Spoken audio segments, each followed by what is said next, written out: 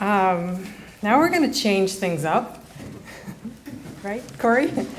On January 1st, we had a special event. Waterline Writers hosts Teen Writers and Artists Project, and we had 34 poets here.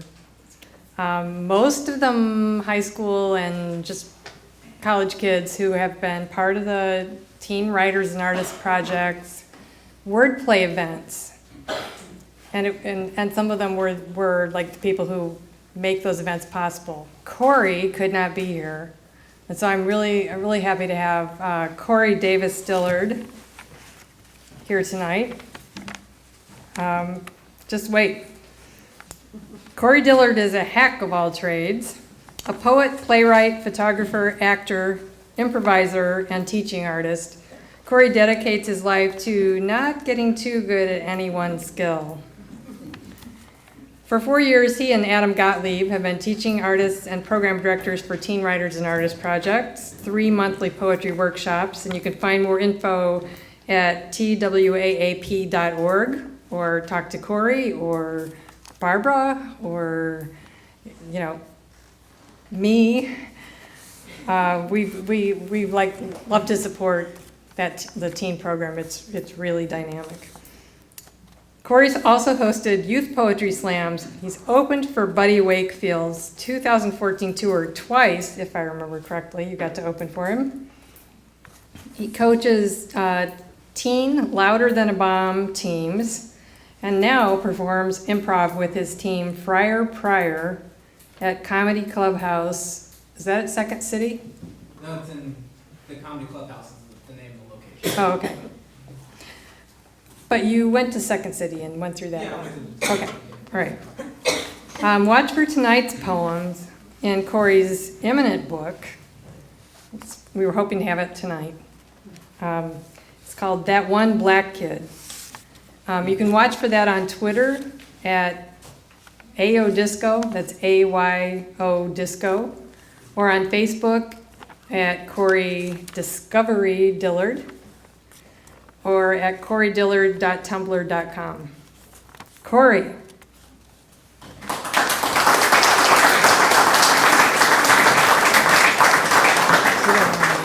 You'll do it? I'll use it for a little bit.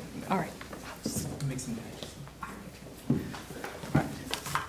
Hello, everybody. Thank you, Waterline Writers, and Ann and Kevin and everybody for having me here again. This is my 3rd time here, which is awesome and great, and I'm glad to be here. First off, I will say that I come from more of a performance slam background, so you guys don't have to be as polite as you normally are, because I'm not going to be polite with you guys. Just so you know. But yeah, as mentioned before, I work with Teen Writers and Artists Project, and it's a wonderful program. We've worked with thousands of teens at this point and have created so much of an amazing culture in the suburbs through this program. And what's great about it is that I don't just teach kids and lead them to being greater artists, but I become a greater artist myself by working with these kids. And so during one of the classes that we have classes over the summer in poetry, improv, and things like that. And during one of the classes last year, we were going over the topic of race. And somebody brought up the fact that they don't hear a lot of poetry about what it's like to be black in the suburbs. And I was like, oh, that's funny. I've been black in the suburbs for years. So that inspired me to write just a piece. The next day, I was just going for a walk, and a piece just came to me off of that topic. And then the next thing you know, there was another one, and another one, and another one. And the next thing you know, I have a book of poetry on the topic of what it's like to be black in the suburbs. So that is what has become That One Black Kid, which should be coming out soon. If you're interested, all of my information is in the blurb there. So go ahead and look me up, and it should be out soon. So I'm gonna go ahead and start with, you're just gonna get a little sneak peek of what is in the book. And I'm going to start with the initial poem that kind of got everything off the ground. And so Usually, I do things off the top of my head, but these ones were meant for a book that I was supposed to be able to hold up and be like, buy it, but I don't have it right now.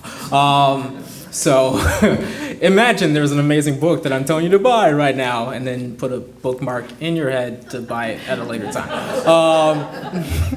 You'll figure it out, don't worry about it. So this is the piece that kind of kicked everything off. And this is after Patricia Smith, who has a poem of a similar title, What It's Like Growing Up as a Black Girl, for those of you who didn't. And so this piece is What It's Like Growing Up Black in the Suburbs, for those of you who didn't, after Patricia Smith.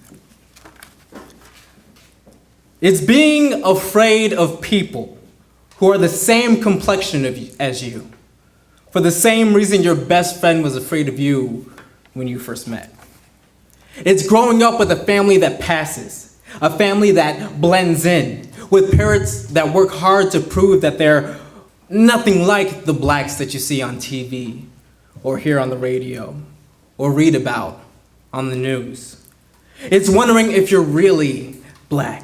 It's wondering what it means to be really black. It's wondering if you're white. It's wondering if you were meant to be white. It's wondering if you're meant to be white, but God left you in the oven for too long.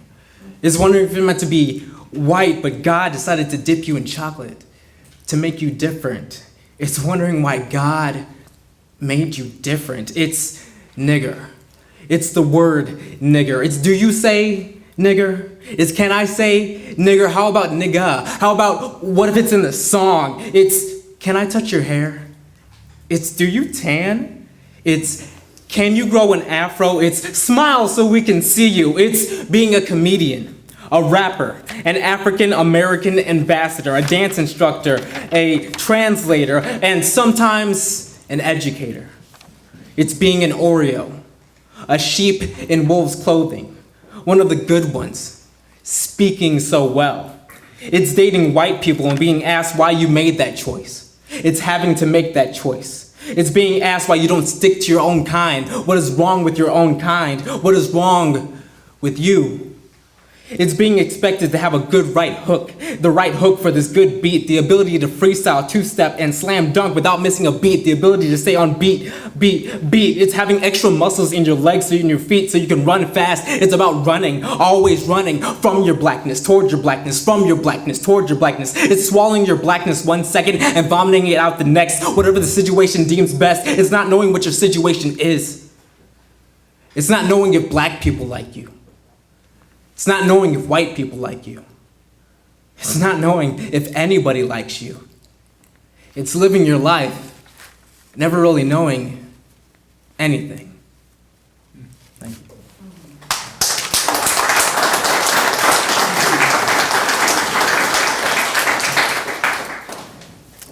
So, I'm gonna move this a little bit. Hopefully not destroy anything. So far, so good. So typically, most of my pieces are kind of more comedic and performative, but I decided to delve down this route because, as I tell most of my students, it's great to challenge yourself and go down a different path and do things that you normally wouldn't do and experience, poetry and art from a completely different perspective. I mean, the last time that I was here, I did a poem about hot dogs.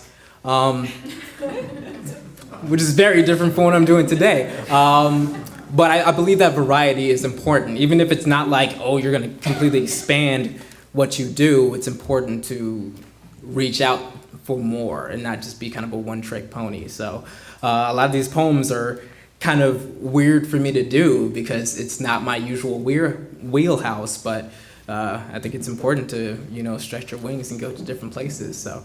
You wanted to do that hot dog poem again. I did. I love doing that hot dog poem. It's like, it's seriously my favorite poem to do at this point because it's just so me. Anyway, but there's a lot of poems that are in this book are referred to other famous black people because growing up as a young boy in the suburbs and not really having a lot of role models that look like you turn to entertainers and people that you see on TV and hear on the radio, and so a lot of that ends up being how you develop yourself, because you're just looking for something that you can connect to. So one of those pieces is this one, and this one I believe I have memorized. Good enough. We'll see. Who cares? And it is entitled Bernie. I want to be Bernie.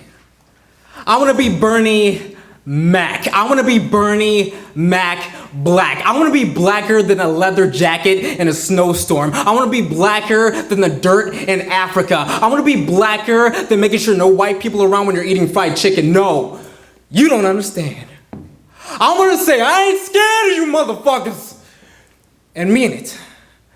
I mean it. I want to say, I ain't scared, and mean it. I never mean it when I say I ain't scared. I ain't scared for me is my pride holding me up at gunpoint and trying to shake loose every cent of sense I have left. I ain't scared is a mannequin masquerading as a man inside of my mouth. No, you don't understand. I want to say I ain't scared of you motherfuckers and mean it, but that's the biggest lie I've ever told. I'm scared of every last one of you motherfuckers. I'm scared that you hate me. I'm scared that you love me. I'm scared that you hate to love me or love to hate me. I'm scared that you're angry. I'm scared that I make you angry. I'm scared that I make you so angry that you have to make it your mission to beat me into submission and change my current condition to deceased. I'm scared of priests. Men maneuvering as God's bodyguards who have the right to tell me that my soul is too scarred to high-five the big guy and deny my entry into his company. I'm scared of companies. I'm scared of companies that won't hire me. I'm scared of companies that will. I'm scared of companies that will hire me and won't give me insurance. I'm scared of companies that will hire me but won't give me the reassurance that I will have the currency to stay healthy. I don't need to be wealthy. I just need to be me. I'm afraid of me. I'm afraid of the way you make me feel. I'm afraid of who I will be the next day and the next day and the next day, thinking of you, the people who scare me. Fear is the Everclear of the emotions. With it, I can do anything, anything, anything, and it is so frightening, frightening, frightening. No, you don't understand. I'm afraid of you motherfuckers because I'm afraid of the way you make me afraid of me. Thank you.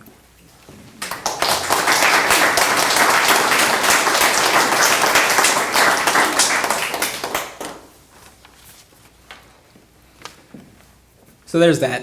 And so yeah, this is just a snippet of what you can expect from the book. And if you have any questions or anything, definitely contact me on all the stuff that's in the little blurb about me that you all got. You can also talk to me afterwards. I'm kind of friendly. And so this is actually the last piece that's going to be in the book. And it kind of encapsulates a lot of the journey that the book is, because like not just like going from poem to poem, but just delving down this road to write this book has been an amazing journey for myself. It's something that I wouldn't normally do because, like, as I kind of mentioned in the book, there are so many amazing Black poets out there, and I'm like, they've got this on lock. I'll be the hot dog poet. That's what I'll do. That's a lane nobody's traveling down. I can take that, like, you know, number 1, 2, and 3. I'll be all, anyway. So yeah, this piece kind of encapsulates the journey that I take in this book, and so I hope that you guys might be interested in going on that journey as well. So this is Colorblind. And then you're just another human being. No one cares what color your skin is, the way it shimmers bronze in the sun, or supersedes all but the darkest inks. No one blinks an eye at your afro, or even notices its size and its shape. No one stares into the rich darkness of your eyes, searching for a deep, earthy shade of brown. No one talks to you differently. embeds their diction with unnecessary slang, or cranks up the bass in their voice. No one follows closely in department stores or keeps their distance on the street. No one refers to you as that one black kid or that one black guy from. You're not cool, unique, different, diverse, ethnic, exotic, urban, ghetto, colored, black.